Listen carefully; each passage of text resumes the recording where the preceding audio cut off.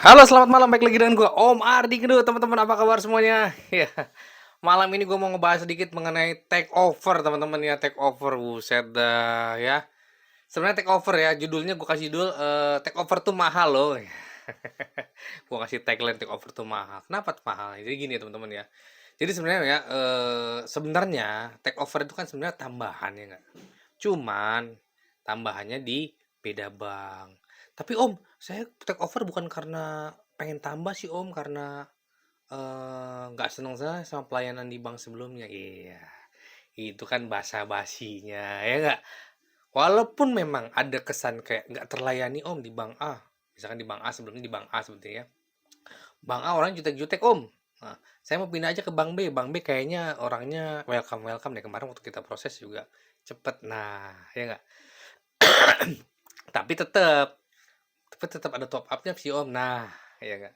Biasanya itu yang pertama nggak nyaman. Yang kedua, penyebab take over apa? Biasanya bank A ini Om, apa susah naik nambahnya ya. Kayaknya mereka nggak percaya banget sama kita ya nggak. Akhirnya di bank B ditawarin lebih, akhirnya kita pindah. Nah, biasanya kalau pindah dari bank A ke bank B misalkan ya, teman-teman di take over nih, itu biasanya ada top up-nya, teman-teman ada tambahannya. Mungkin di sana nggak ditambah di bank sebelumnya kan, karena teman-teman dianggap cukup kreditnya, atau teman-teman mungkin ada sesuatu yang mereka bank A nggak berkenan sehingga teman-teman nggak dikasih tambahannya, sehingga akhirnya teman-teman mengambil jalan lain, yaitu adalah take over kreditnya ke bank B, ya nggak? Namanya take over, uangnya dari bank B teman-teman ya. Misalkan bank B cair kreditnya sebagian untuk ngelunasin kredit di bank A, ya nggak? Sertifikat diambil dari bank A, alihkan ke bank B, sisa pencairannya baru bank B cairkan setelah sertifikatnya bank B terima. Seperti itu teman-teman mekanisme sederhananya ya. Itu memang take over adalah jalan yang menurut gua jalannya agak terjal ya, ya enggak? Karena apa? Karena menurut gua mendingan teman-teman top up di bank sebelumnya sebenarnya. Karena secara biaya lebih murah. Nah, makanya gua malam ini mau membahas dikit, biaya-biaya apa aja sih kalau take over kredit tuh, ya nggak ya, harus teman-teman siapin, ya nggak? Eh, entar dulu, sebelum biaya-biaya, pastikan dulu teman-teman ya, kalau teman-teman take over kredit, misalkan dari bank A ke bank B, ya enggak? Bank B otomatis nyarikan kredit dong untuk ngambil alih kredit, untuk ngelunasin kredit di bank A. Pastikan itu semuanya berikut denda-dendanya, berikut bunganya, apa pokoknya aja, ya enggak? Ada bank yang men-take over itu hanya mengambil alih hanya mencairkan pokoknya aja, saldo pokok di bank A misalkan. Ya, terus denda dan lain-lain itu dibayar sendiri sama debiturnya. Ada seperti itu, ada. Ada juga yang bank yang men-take over semuanya deh, udah pakai uang pencairan aja ya. Mau dendanya, mau bunga berjalannya itu itu kita ambil alih semua, kita cairkan buat nutup itu semua. Ada yang seperti itu ya. Jadi pasti itu teman-teman ya, take over itu bank yang men-take over, bank B misalnya contohnya ya, itu cairnya semuanya atau pokoknya aja ya nggak, jangan sampai ternyata cuma pokoknya aja, denda, bunga dan lain-lain teman-teman yang tanggung ya, seperti itu ya. Oke, itu pastikan sebelum take over. Nah, biaya-biaya apa aja sih kalau mau take over tuh yang harus teman-teman siapkan? Sebenarnya ya nggak harus disiapkan juga sih, tapi yang akan dibebankan ke teman-teman ya nggak? Seperti gue bilang, kadang-kadang take over kan ngambil alih semuanya, termasuk denda dan lain-lain. Tapi itu kan hasil pencairan kredit juga dan harus teman-teman bayar kan nanti. Dan teman-teman juga harus cicil kan. Nah, makanya gue tetap ngambil biaya-biaya itu semuanya ya, terserah mau dibebankan ke teman-teman atau dibebankan ke bank yang men-take over, tapi pokoknya beban ini tetap ada dan teman-teman harus siapkan. Nah, pertama kalau bukan pertama sih, take over itu dendanya, apa, biayanya itu dari dua arah teman-temannya kalau take over. Baik yang bank yang di-take over dan bank yang mau men-take over. Bank A yang di-take over, bank B yang men-take over. Biayanya duanya ada tuh. Dari bank A, bank yang di-take over, teman-teman pasti kena denda.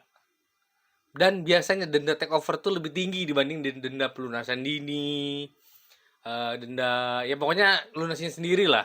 Kalau denda karena take over dilunasin karena pindah bank, itu biasanya bank suka nggak ngasih keringanan, ya nggak? Karena kesel teman-teman pergi gitu loh, makanya dibebankan biaya yang lebih tinggi ya, seperti itu ya. Itu yang pertama, denda ya, biasanya dendanya agak tinggi kalau take over. Nah, dendanya dihitung dari mana? Macam-macam. Ada yang 3 kali bunga, ada yang persentase, misalkan 2% dari sisa pokok, seperti itu kalau yang ngangsur, ya enggak. Ini nggak berlaku untuk kur ya teman-teman ya. nggak berlaku untuk KUR. Tapi KUR bisa sih di take over, tapi di take over sama komersil ya. Bukan KUR take over KUR, nggak bisa. KUR di take over sama kredit komersil di bank lain bisa-bisa aja sih sebenarnya. Nah, kalau kayak KUR, kayak angsuran, biasanya 2% dari misalkan nih 2% atau 5% dari sisa pokok. Tapi kalau teman-teman punya rekening koran, pindah ke rekening koran bank lain, misalkan di bank A teman-teman rekening korannya 500 juta. Di bank B teman-teman rekening korannya 1 miliar. Misalkan dendanya 5% nih. Itu 5% bukan dari pemakaian teman-teman. Misalkan 500 juta, teman-teman cuma pakai 100 juta, 200 juta. Enggak dari situ ya. Dendanya dihitung dari maksimalnya teman-teman ya. Misalkan 5% dari maksimalnya berapa plafonnya? 500 juta. Dendanya dari 500 juta. Bukan dari, oh tapi kan saya pakainya cuma 100 juta. Enggak, ya biasanya denda kalau rekening koran, khusus rekening koran, biasanya diambil dari total maksimal kreditnya, plafonnya berapa ya, bukan penggunaan teman-teman rekening korannya berapa. Seperti itu. Nah, denda udah jelas ya. Terus kemudian apalagi yang jadi dibebankan? Bunga berjalan pasti ya. Bunga berjalan bulan itu, ya enggak? Kemudian apalagi biaya administrasi pelunasan pasti ada. Apalagi roya jaminan. Kalau teman-teman ada jaminan di situ, berarti teman-teman dibebankan biaya roya. Ada berapa tuh? Denda, bunga berjalan, administrasi, roya. Udah empat hal ya dari bank A, bank yang di take over. Nah sekarang dari bank yang men take over, bank B, apa aja? Biayanya jelas, provisi, administrasi, pengikatan hak tanggungan melalui notaris, ya enggak, asuransi, ya enggak, udah 4 tuh, ya enggak. Jadi total beban teman-teman tuh kalau men take over dari bank yang di take over 4 hal, dari bank yang men take over 4 hal, ya enggak. Jadi 8 bebannya, ya enggak. 8 macam biaya, ya enggak. Mendingan sebenarnya ya kalau memang enak sih sebenarnya teman-teman kalau butuh kredit mending tambah di bank yang lama. Tapi kadang-kadang bank yang lama tuh belum tentu setuju dengan tambahan teman-teman. Biasanya take over merupakan jalan terakhir ya. Cuman memang seperti itu. Biaya take over tuh mahal teman-teman ya. Dari segi biayanya ya enggak. Terus dari segi ributnya biasanya tuh nanti kita ke bank sebelumnya tuh suka komunikasinya hubungannya suka agak kurang bagus ya enggak. Tapi teman-teman tetap jaga hubungan sama mantri analisnya ya enggak. Kapan tahu mana tahu butuh lagi suatu saat teman-teman bisa langsung ajukan. Ya seperti itu ya. Jadi biaya-biaya tersebut akan dibebankan teman-teman ya enggak. Tapi walaupun take over pakai biaya dari bank B semua, kan dendanya sudah ditanggung sama bank B. Iya, cuman kan pencairannya tetap teman-teman cicil. Ya teman-teman juga akhirnya yang kasarannya yang bersih-bersih nanti berkurangnya banyak karena terlalu banyak biaya pelunasan ya enggak. Teman-teman ntar bersihnya lebih sedikit. Sementara cicilannya tetap sama aja kan seperti itu tetap banyak. Ya jadi itu teman-teman ya, menurut gua take over ini adalah pilihan terakhir kalau memang teman-teman tidak bisa ditambah ataupun teman-teman udah nggak nyaman, tapi ini pilihan terakhir ya. Karena apa? Biayanya besar teman-teman ya. Dan itu adalah biaya-biaya yang harus teman-teman siapin ketika take over ya enggak.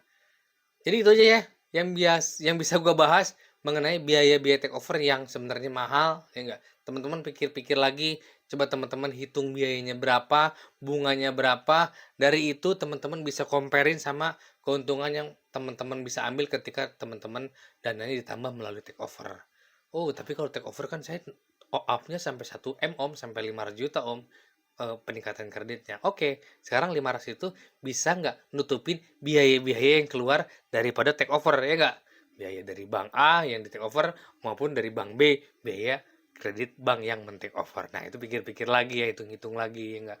Makanya sebelum take over teman-teman tanya biaya di take over berapa, terus tanya juga biaya men take over berapa. Nah, teman-teman kira-kira jumlahin tuh ya nggak? Kira-kira masih cover nggak dengan usaha teman-teman ya? Masih worth it nggak? Masih sepadan nggak biayanya dengan apa yang teman-teman terima dari bank B.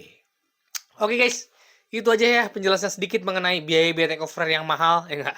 Semoga menjadi pencerahan, jadi pembaharuan pengetahuan juga. Sampai ketemu lagi di video gue selanjutnya. Thank you.